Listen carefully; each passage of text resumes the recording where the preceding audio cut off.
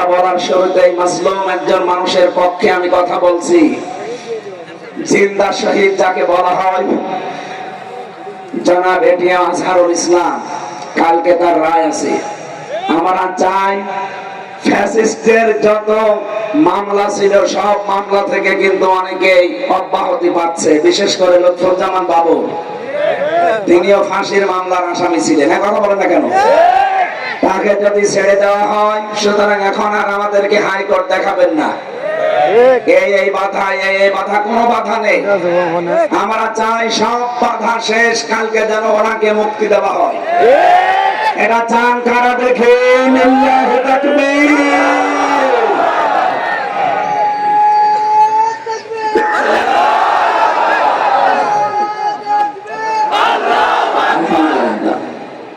আমরা জানি হুদায়বিয়ার সন্ধি হয়েছিল, বিশ্বনবী 1399 জন নিয়ে শপথ বাক্য পাঠ করিয়েছিলেন একজন নিরপরাধ মানুষের হত্যার বদলা নিতে। তিনি হযরত ওসমান ইবনে আফফান। ওরা যখন ঘোষণা দিয়েছে যে ওসমানকে মেরে ফেলা হয়েছে, নবীজি বললেন হজের এহরাম খুলে ফেলো, রোজা রেখেছো রোজা ভেঙে ফেলো, এই বাবলা গাছের নিচে আমার হাতের উপরে হাত দাও। ইয়াদুল্লাহি ফাওকা আইদিহিম, ওই হাতগুলো আল্লাহর হাতের উপরে ছিল। নবীজি 1399 জনকে বললেন আমার হাতের উপরে হাত লাগাও, এটা আল্লাহর হাতের উপরে হাত লাগানোর শামিল।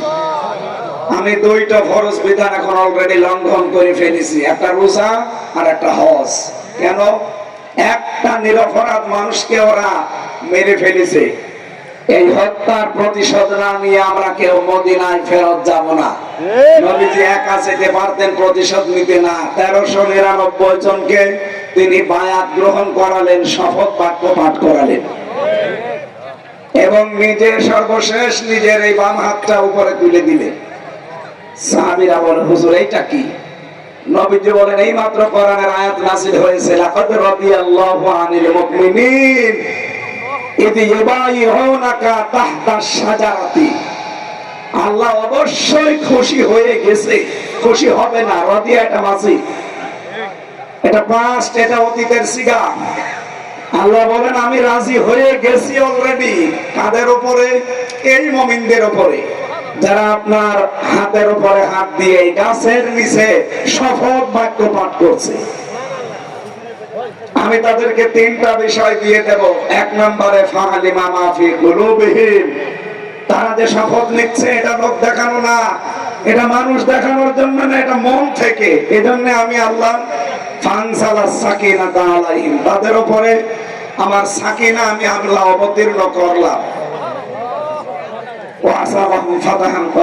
এবং তাদেরকে একটা সুপ্রসন্ন নিকটবর্তী বিজয়ের সুসংবাদ দিয়ে দিলাম। সুতরাং হযরত ওসমানের পক্ষে শপথ বাক্য পাঠ করিয়ে যদি নবীজি 1399 জনের উপরে আল্লাহ রাজি হয়ে গেছে ঘোষণা শুনতে পান, আগামীকাল যার রায় আছে তিনিও নিরপরাধ। তার অপরাধ একটাই, ওমা নাকামু মিনহুম ইল্লা ইউমিনু বিল্লাহিল আজিজিল হামিদ।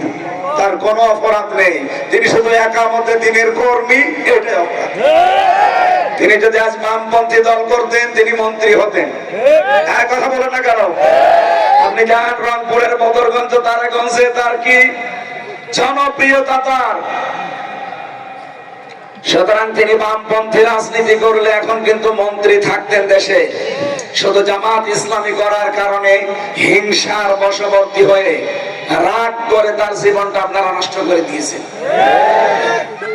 এই জন্য আমরা চাই আগামীকাল নিরপরাধ এই মানুষের পক্ষে 18 কোটি মানুষ আমরা ওই 1399 জনের মতো দাঁড়াতে চাই। ওনাদের উপরে যদি আল্লাহ রাজি থাকে একটা নিরপরাধ মানুষের পক্ষে দাঁড়ানোর কারণে, এটিএম আজহারুল ইসলামের পক্ষে আগামীকাল সারা দেশে যে বিক্ষোভ, যে যেখান থেকে পারেন যদি নেমে যান, আল্লাহর কসম আল্লাহ রাজি হয়ে যাবে ইনশাআল্লাহ। আপনারা রাজি নেই নামতে গান? এটা রেকর্ড হচ্ছে, সারা দেশে চালাচ্ছে। আমরা চাই কালকে সারা দেশ থেকে 18 কোটি মানুষ যেন জেলা থানা সব জায়গায় এটিএম আজহারুলের মুক্তি চায়। যারা যারা চান এখানে হাত তোলেন, লিল্লাহি তাকবীর। মুক্তি মুক্তি মুক্তি চাই।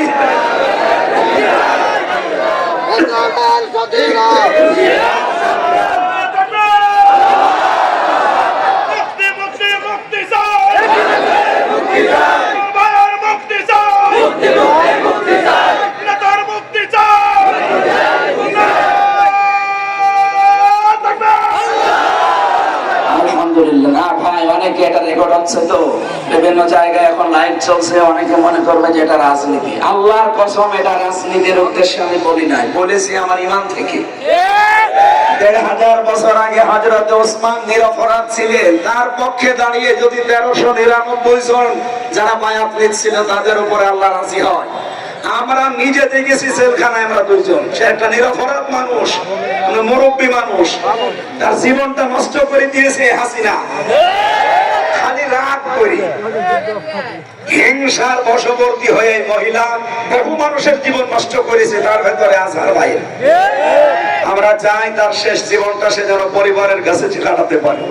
তার স্ত্রীটাও বিদায় নিয়েছে, অন্তত ছেলে মেয়ে যেগুলো আছে তাদের কাছে শেষ বয়সে যেন অন্তত কিছুটা হলেও শান্তি পায়। ওরা কোরআনের পাখিকে ফিরতে দেয়নি, ইনজেকশন দিয়ে মেরে ফেলেছে।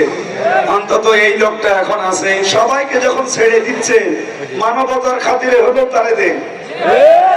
লুৎফুজ্জামান বাবরকে ছেড়ে দিলেন কোন কারণে বলেন? সেও তো ফাঁসির আমার আসামি ছিল। আমি নিজে তার সাথে 4 দিন ছিলাম। সে বলতো না যে আমি জীবনে আর কোনোদিন ফিরে যাব, আমার শেষ। সে যদি তারপরও ফিরে এসে এখন উমরা হজে যেতে পারে, আমরাও চাই কাল আগামীকাল যেন এটিএম আজহারুল ইসলাম বেরিয়ে উনি আবার আল্লাহর ঘর তাওয়াফ করতে যেতে পারে। এটা আমরা দেখতে চাই না।